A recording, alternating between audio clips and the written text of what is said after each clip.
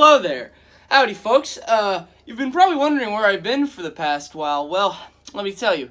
After the last video, the Sonic Jew gods banished me, so now I'm hiding out in my music room. The only thing I have left now is a bag of Munchos and, one ale to drink. Oh, come! In all seriousness, though, I've been gone. I've been a lazy bum. I haven't been really doing anything, but, I've been decided, why not just make a video? It's been a few months, and, we've been going and going and going.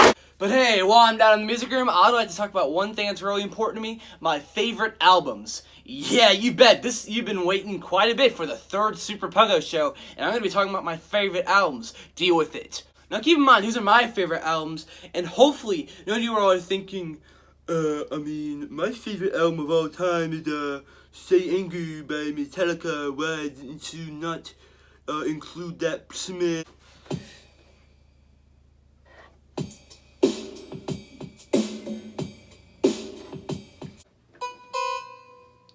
Now seriously though, if any of you all are thinking that Saint Anger is the best Metallica album, oh please, get out now. Man, I love the snare sound like ping, ping, ping, ping, ping. Anyway, back on track. So just before I go with the albums, some of my favorite artists are Smashing Pumpkins, The Cure, Joji.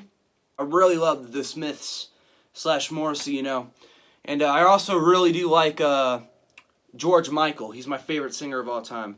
So, keep that in mind whenever I'm listing these favorite albums. Now, let's begin. Let's go!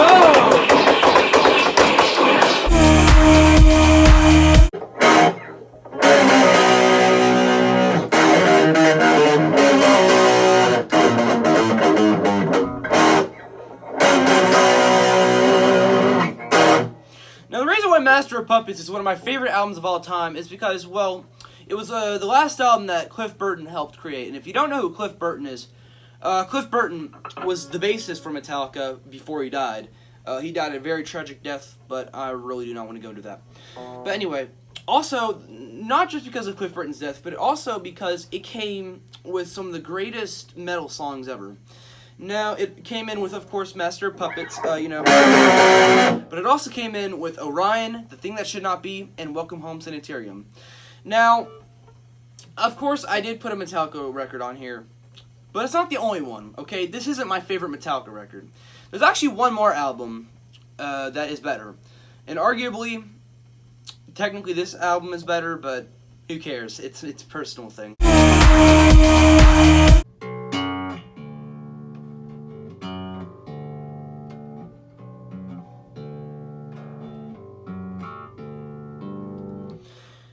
Why am I playing this on a bass? Well, I'll be telling you why I'm playing this on a bass, because, fun fact, that album lacked bass.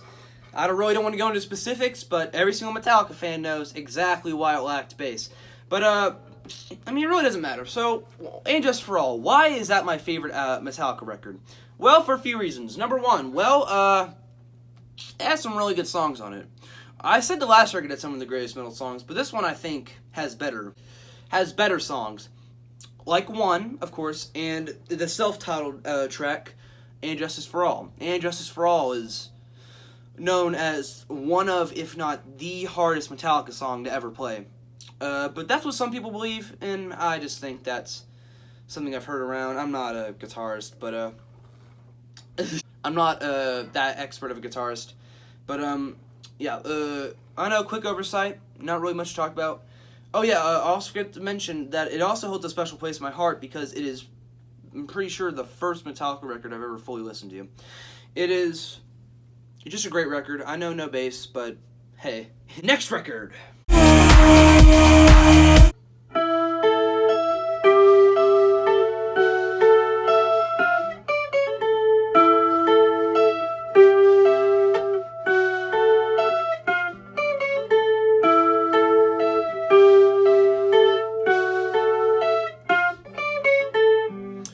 Now, Sgt. Pepper is the only Heart Club band. I'm just going to call it Sgt. Pepper because that is a mouthful. First of all, it's a Beatles record. Pretty much, yeah. I'm pretty sure you could say any Beatles album could be here. But this one, just personally, is my favorite. It's actually probably most people's favorite. Now, if you like Down Abbey Road, that's also a really good one, but I had to choose my favorite. Come on. Now, this was the album that really, it was something, alright? It added a whole bunch of different cool stuff, like new experimental things, little scary, has some really good tracks, of course, like Lucy in the Sky with Diamonds, and my favorite Beatles song ever, A Day in the Life. It was so weird with the orchestra. I remember Paul McCartney talking about how he even got the violins and all that, all the orchestra stuff. It's really interesting. And the album art, it's probably one of my favorites. There are better albums, but I think that takes the cake for probably the album art. But hey, let's keep on going.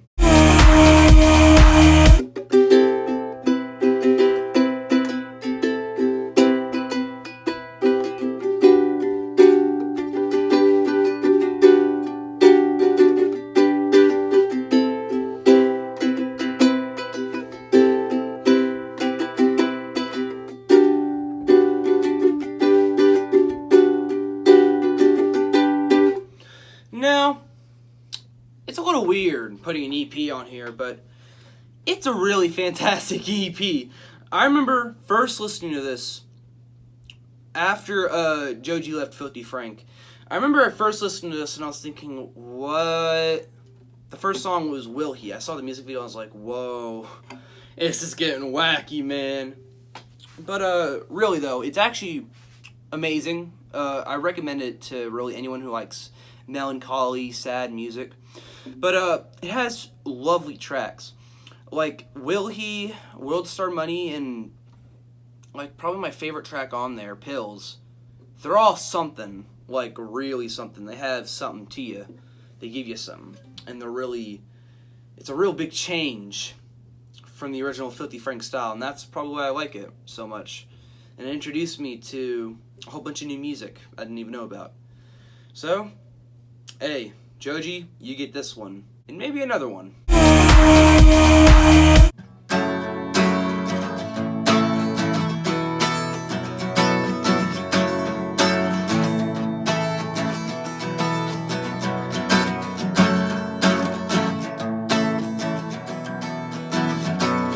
Okay, that's it. I'm done. I'm not playing any more of Wonderwall. So, you're probably wondering, why is an Oasis album here? Fun fact is, I really do love Oasis. They used to be in my top 5, but I found another band, but that's a completely different story. So, Oasis. What's the story, Morning Glory? Of course, there's Wonderwall, and that should be a reason why I shouldn't be on here, but there's a whole bunch of other tracks that are definitely beat it. So, What's the Story, Morning Glory is an amazing album. It just really is. It has some of the greatest music I've ever listened to. Don't Look Back in Anger is an amazing track, and I actually just love it to death. There's not just a lot of words to talk about this album, honestly. But another cool thing is it was the album that beat Blur, because here's some little music trivia. Back in the 90s, there were two bands that were fighting. It was Oasis and a band called Blur. And Blur made the song 2 for anyone who is a normie. So, Oasis made a few records, a few singles, and Blur did the same thing. Now, when they did release all this, it was going bananas. They were fighting each other, not literally, metaphorically, obviously. During award shows, they were, taking at each other, all that. But then it all came down to one showcase. One thing. It was a duel between two different albums. Now, it was Blur's album, The Great Escape, and this one. Gotta be honest, Blur's album kind of sucked. So, obviously, Oasis won in the war. But, hey, this is just a great album. So, here's some trivia for you. That's some great trivia, but it's just a great album. Hopefully, you can give it a listen. I recommend it to anyone. Literally, anyone.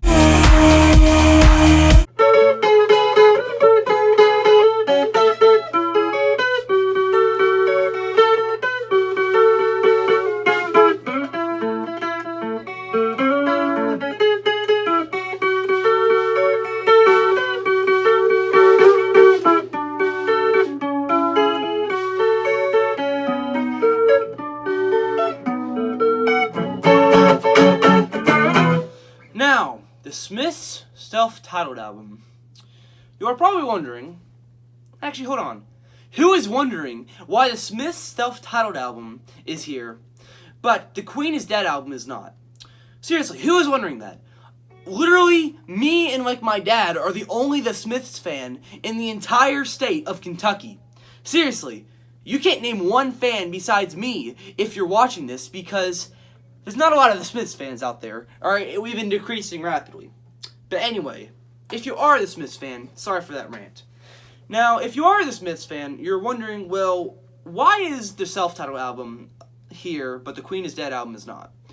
I'm going to be getting to the Queen is Dead album. Just wait. But anyway, this album is amazing. This is also the same album that made me cost 3 months of my life just trying to learn this. And I still keep messing up on it. But hey, if you're learning guitar, practice means everything. Just keep trying. Hopefully you can do better than this, because I sure can't. Anyway, back to on track. The Smiths' self-titled album is amazing, okay? There are so many great songs, so much to do, like... That is... Ooh, it gets me every time. That is an amazing song. If you don't know, that's What Difference Does It Make? The song I just did, that's a song called This Charming Man. Another great song, Reel Around the Fountain. Oh, Suffer Little Children. That's a real title of the song, ladies and gentlemen. But, these songs, all of them compile into an album where there's a shirtless man on the cover. And here's a real story. I was in a Discord group call. I turned on screen share, and I was scrolling through my files to find a good photo. And one of my friends was like, why is there a man with their shirt? And I explained to him, that's an album cover. I still don't know if he did. I still don't know if he believes me or not. But anyway, for any non-Smiths fans, listen to this album. And actually listen to this next album I'm about to talk about.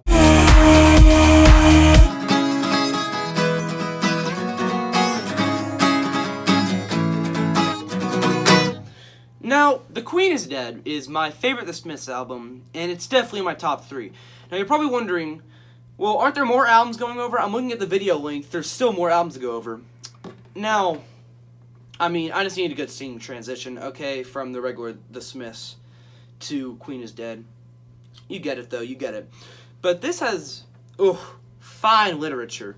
Like the self-titled song, Big Mouth Strikes Again, A Boy with a Thorn in His Side, There's a Light That Never Goes Out. There's just a whole bunch of Vic Carnatutin. There's just amazing songs. And they have such amazing melody, amazing sounds. Johnny Marr was really thinking when he wrote these guitar parts, like I barely can write a song with a few power chords, and he thought, oh yeah, you know what we're gonna do? We're gonna add a whole bunch of this. That didn't happen in the song, but you know what I mean. But like, you know, it just had all of that. It was, pure bliss. And the album cover, amazing. Green. The green mixed very well with the actual movie. I don't even know what the movie's from. I remember going to a Morrissey concert, and I remember he showed that clip that is based on the album cover, and I'm like, I wonder what movie that's from. Yeah, I'm just thinking there like, I wonder what movie could that be from. But hey, I guess we'll find out eventually. But hey, Queen is Dead. Go for it.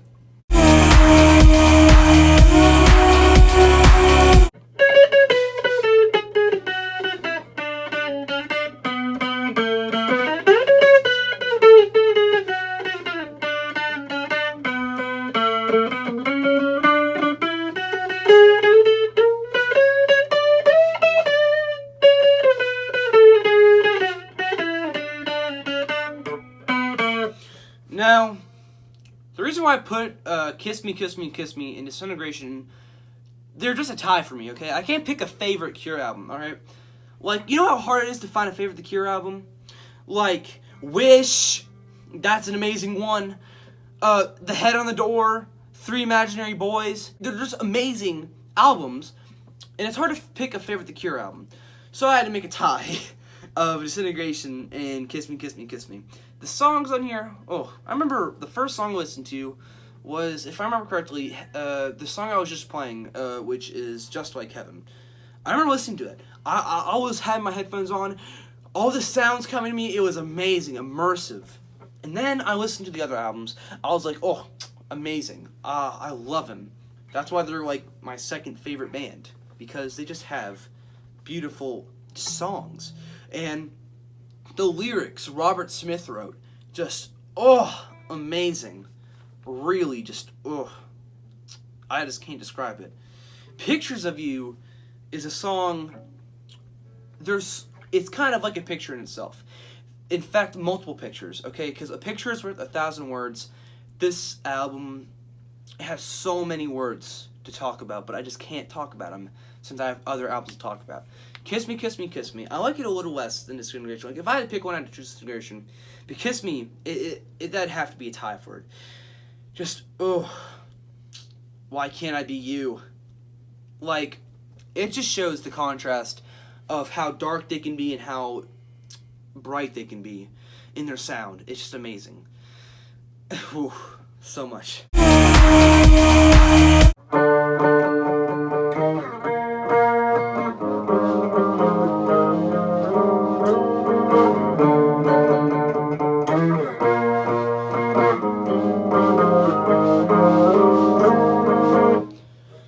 Melancholy and the Infinite Sadness. Now, if I had to choose an album, that was just something to choose from Smashing Pumpkins, because Smashing Pumpkins, they're a really good band. They have really good albums, like Gish. That would that's probably second place. It comes very close though. But if I had to choose a favorite album, of course, the really cult classic, Melancholy and the Infinite Sadness. Now, Melancholy and the Infinite Sadness, if you haven't heard it, what are you doing? Just listen to it, the entire album. I keep repeating myself, I'm really sorry, but I have to keep repeating this, because I just have to force it in your head, like putting a nail gun through a piece of wood. But I have to really enforce this to show how amazing all these albums are, okay? Because, like, they're just amazing, like...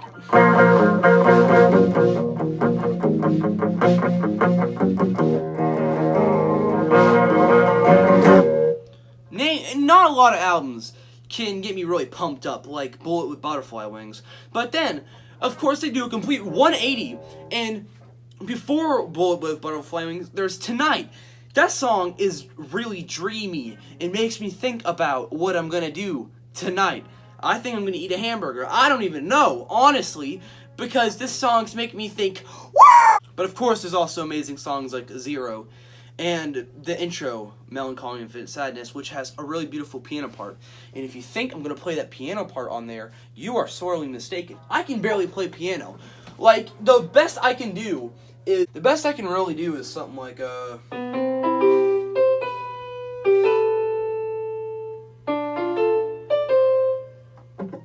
Okay, you get it. And if anyone knows what I was trying to play, you can leave it in the comments below. I really just don't care. Alright, next album. Now, whenever I hinted at Joji, I was hinting at something greater, and this is something greater. The album Ballads 1, I remember first listening to this. Actually, you know what? I remember when this first came out. Whenever I used to have Instagram, I don't have it anymore, so don't even try. But whenever I used to have Instagram, I would go on Sushi Trash, which is Joji's Instagram page, and then I see this thing called, like, cute little song that I made with Clams Casino. And I'm like, oh, okay. Then I check out, because, you know, I'm a big Joji fan. And then I see that a new album's coming out. I'm like, I see this new album coming out. And I'm like, whoa, come on. How is he going to make a song with Trippie Redd? Then it came out. I listened to the full album. Beautiful. Just beautiful. Can't Get Over You is a song I can't get over. It's just too good. I do have to say this, though. The opening track, Attention, it's whatever. I mean, I don't like the bass part, but other than that, I think it'd be really good. Test Drive, I thought that was straying a little bit, thought I was going to the top, but I thought it's still a really good song. Then Can't Get Over You, after that, like I just mentioned. Yeah Right, it came out in May that year. I knew Yeah Right already, but whenever I heard it, the amount of sunsets I would look at while listening to it, it's just beautiful. Another good song is actually the song with Trippie Redd, R.I.P. It's a good song. I'm actually surprised that I like the song with Trippie Redd in it. I don't even know if I should be ashamed of myself, but hey, it's whatever, you know.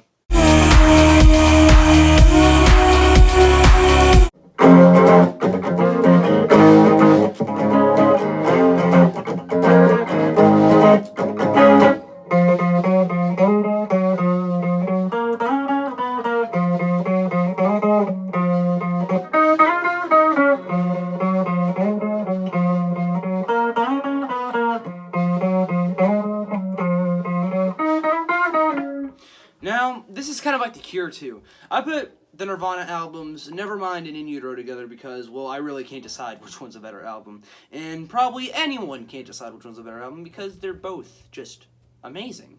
I mean, of course, you have the softness of... and, you know, you also have the hard. I'm not going to go into the hard. I guess I'll go into the hard. Why not?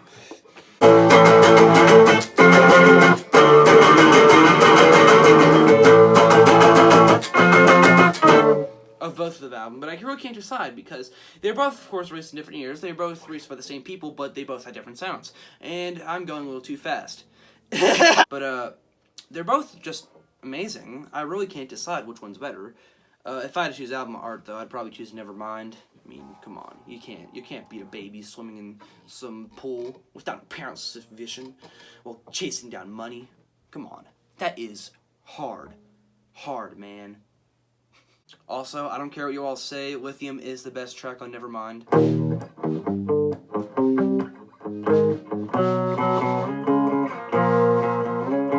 So, back off. Faith by George Michael. This was the album that made me a big George Michael fan. I started listening to his music after and I was like, oh yeah! Yeah! But then, of course, in 2016, rest in peace, for a fun fact, today is the 23rd, so that means in 2 days, rest in peace to George Michael. He is an absolute legend. I will definitely, I'm definitely very sad about his death, honestly. He died December 25th. This is December 23rd on the day of recording. So, I'm just hoping that his music will live on. His music will live on. I'm not hoping. I know it will. But back on track. Faith is an album. It's an amazing album at that. It has coolest songs ever. Not just cool. Not even just rad. Just beautiful songs ever, too. Father Figure, Faith, Monkey. They're all rad songs. So, some of them soft. Some of them a little upbeat. Some of them really upbeat. I'm looking at you, Monkey. But, just great album altogether, okay? Just amazing. Beautiful. Now, Wham's make it big. I know it's a little weird. I literally just talked about metal, and I talked about all these other bands with depressing and sad stuff, and then I put a Wham album. If you don't know Wham, Wham was a duo with George Michael and a man named Andrew Ridgeley. I don't even know what he's doing these days. I would give you a fact, but I actually have no idea what he's doing. The only thing I know is that he's bald. But this album is amazing. Every single song on it is just perfect. It's perfect. It's a pop record, I know, but it's a old pop record. I'll give it that much. It has something. All right. Careless Whisper is a soft song in one of if probably my favorite song ever. Wake Me Up Before You Go. That's a really upbeat song. Everyone knows it. Everything She Wants. It's a little slower song, but you know you can still dance to it. I love it. Credit Card Baby. That is a Credit Card Baby. It is amazing. Really upbeat. Really wants you to sing. Freedom. That showed George Michael's singing abilities, and I thought, man, if I could sing like that, I wish I could sing like that, honestly. You know, I would list other tracks, but, I mean, just listen to the album. That's the only thing I can say, just listen to the album. It's not that long. It's only like 8 songs long. 8, 7, I forgot. I can't check right now. But, legitimately listen to it, okay? Just listen to it. That's all you gotta do. If you're a metal fan, sucks to suck. If you like goth, don't know. Just listen to Cure. I don't know. Now, I know that all these albums aren't like my favorite order. So, you know what, just for you all, I'll give you a top 5, okay? Number 5, Melancholy and the Infinite Sadness. Melancholy and the Infinite Sadness, well, it's a really good album. I mean, like I said, anyone could listen to it, just anyone. Of course, Bullet with Butterfly Wings and the song Zero, they're all just, they really kick me in. They really want to make me punch a paint can till my knuckles hurt. And before anyone asks, no, I did not do that. You can check my knuckles right now, no blood. But the song Tonight, it really gets me, makes me think, you know, makes me think about tonight. The song 1979, really nostalgic, really makes you really think, makes you want to look back in your old days, you know? Really it's an album for, I think, really anyone, really. But, of course, there are only 4 albums to go through. Number 4, Disintegration. Now, Disintegration, I did say that Disintegration and Kiss Me, Kiss Me, Kiss Me were around equal to me. But, like I did say as well, if I had to choose one, I would choose Disintegration. But, if we're doing the top 10, I would probably choose Kiss Me, Kiss Me, Kiss Me as my number 6. But, hey, let's not go into that one. I mean, let's just keep on rolling. Number 3, Nevermind. And In Utero. Okay, they're still at a tie. Alright, it's not like The Cure where I can pick one or the other. I just can't pick. So, they're at a tie. It's something.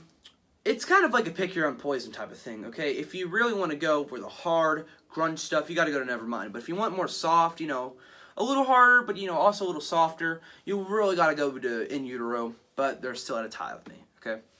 Number 2, you know, I got to give it to Queen is Dead. Queen is Dead is an album that, even today, after a year of listening to it, after a year being a Smiths fan, that album makes me still think about the lyrics. I really think Morrissey is one of the greatest songwriters of all time, in my opinion. Now, does it go my number 1? Definitely not, but it's number 2, so I'll give it that much. Number 1, Make It Big by When. I know, it's kind of weird seeing a pop album, like a pop album. It's kind of weird seeing a pop album show up, you know, like after a whole bunch of rock albums, but it's something that really holds a special place in my heart. Like, I remember when I first listened to it, I was a little baby boy, like 7 years old, and even after a whole bunch of years, I'm still listening to it. I'm still grooving to it, all that. It's an album for people who want to get funky and for people who who just want to lie down and think. You know, maybe that's just really all it is. That's just a great album. Anyone should listen to it. Everyone should listen to it. And that's my top 5.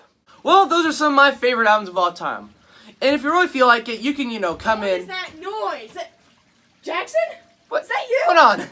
What are you doing here? Dude, it's I thought Sonic 2 Enterprises were going all around. Dude! You left 5 months ago yelling Sonic 2 or whatever it is, Enterprises have gone down, gone after you or something like that. I don't even remember. But Sonic 2 Enterprises are up there, you know they're... Hey! What? Grow up! It's not real! Grow up! Okay. Well, guys, I guess that covers the video. If you leave a like if you want to, maybe subscribe. I really don't know. But anyway, bye.